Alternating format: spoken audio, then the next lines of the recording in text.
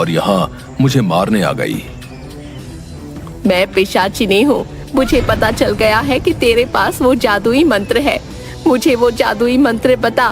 मैं इस दुनिया में अमर होना चाहती हूँ। उस समय अगर मैं पिशाचिनी को जादुई मंत्र नहीं बताता तो वो मुझे मार डालती, इसलिए मैंने उसे वो जादुई मंत्र बता दिया। लेकिन क्योंकि वो एक पिशाचिनी औरत थी, इसलिए उसे अमर होने के लिए उस जादुई मंत्र के साथ साथ कुछ लोगों के खून की भी जरूरत थी, जिनका खून पीकर वो अमर हो सकती थी। तब से ही पिशाचिनी अपना भेष बदलकर अलग अलग गांव में जाती है और लोगों को मारकर उन्हें यहाँ इस जंगल में ले आती है और उनका सारा खून पी जाती है।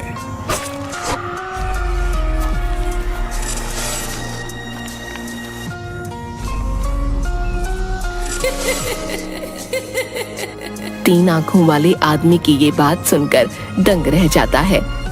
तो क्या अब मेरे बाबा और मेरे गांव के सभी लोग कभी जिंदा नहीं हो पाएंगे?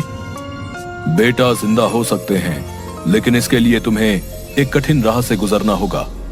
वो घूंघट वाली औरत ही पिशाचिनी है जो तुम्हारे गांव के लोगों को मारा करती है।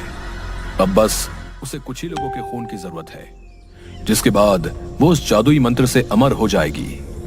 अगर ऐसा हुआ तो तुम कभी भी अपने पिता और बाकी गांव वालों को कभी जिंदा नहीं कर पाओगे। सिर्फ एक ही रास्ता है जो उस घूंघट वाली पिशाचिनी को अमर होने से रोक सकता है, लेकिन राह बहुत कठिन है। मुझे वो राह बताएं।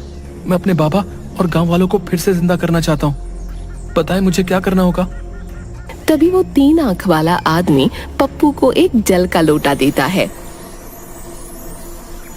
पप्पू, इस सिद्ध जल के कलश को लेकर तुम्हें उस पिशाचिनी के पास जंगल में जाना होगा, और जिस वृक्ष के नीचे वो अपने शिकार का इंतजार करती है, उसी वृक्ष के ऊपर एक उल्लू निवास करता है। उसी उल्लू में उस पिशाचिनी के प्राण हैं। अगर उस उल्लू के ऊपर तुम इस सिद्ध जल को छिड़क दो तो उसका अंत निश्चित है। आप मुझ पर भरोसा करें, मैं अपने बाबा और गांव वालों के लिए अपने प्राणों से खेल जाऊंगा। कलश लेकर तो तुम जाओगे, लेकिन ध्यान रहे, ये कलश अगर गलती से पिशाचिनी ने छू लिया तो इसकी सारी शक्ति खत्म हो जाएगी। एक बात और, ये काम तुम्हें सूर्यास्त के वक्त ही करना होगा।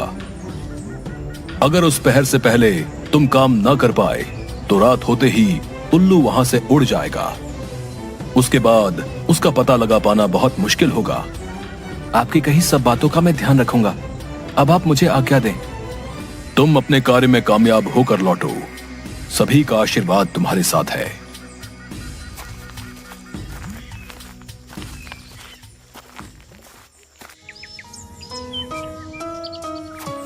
उसके बाद पप्पू जंगल में ठीक उसी जगह सूर्यास्त से पहले पहुंच जाता है।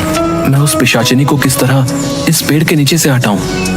अगर मैं इसके सामने गया तो ये मेरे पीछे पड़ जाएगी और इस कलश को भी तोड़ना चाहेगी।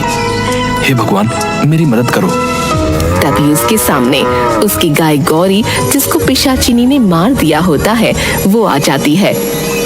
अरे गौरी, तुम आ गई।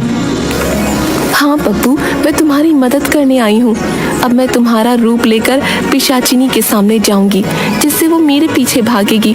तब तुम पीछे से जाकर उस पेड़ पर बैठे उल्लू पर इस सिद्ध जल को छिड़क देना, जिससे ये पिशाचिनी का अंत हो जाएगा। ठीक है, मैं बिल्कुल वैसे ही करूंगा। उसके बाद गौरी पप्पू का रूप ले लेती है। पिशाचिनी के सामने जाकर, इधर देखो बूढ़ी पिशाचिनी, आओ मेरे पास। अरे ये क्या देख रही हूँ? आज मेरा शिकार मुझे खुद बुला रहा है। आज तो आनंद आ जाएगा। उस दिन तुम कहीं भाग निकले थे, आज तुम्हें कोई नहीं बचा पाएगा। हाँ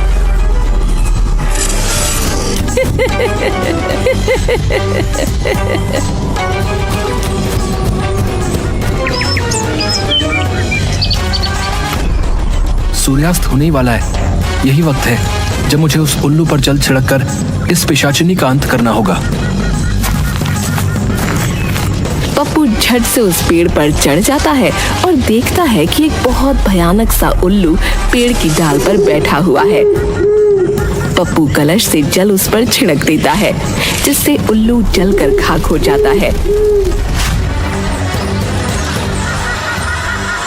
और वहीं दूसरी ओर पिशाचिनी गौरी के पीछे भागते हुए जलने लगती है। अरे ये क्या हो रहा है? मेरा शरीर कैसे जल रहा है? धोखा, मेरे साथ धोखा हुआ है। नहीं, किसी को नहीं छोड़ूंगी, बचाओ।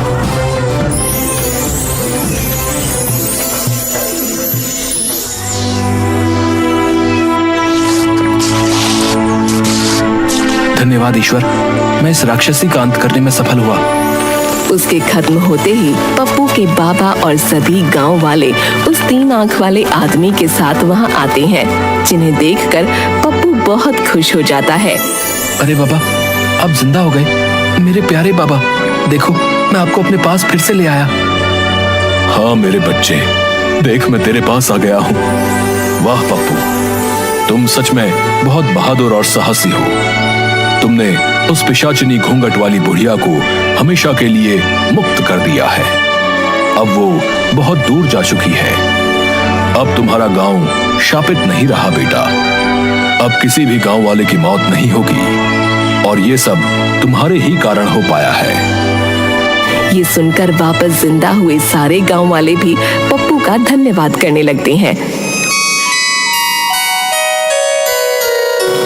मुझे माफ कर दो पप्पू, मैंने तुम्हारे साथ बहुत गलत व्यवहार किया। मेरे मन में आपके लिए कोई कड़वाहट नहीं है माँ।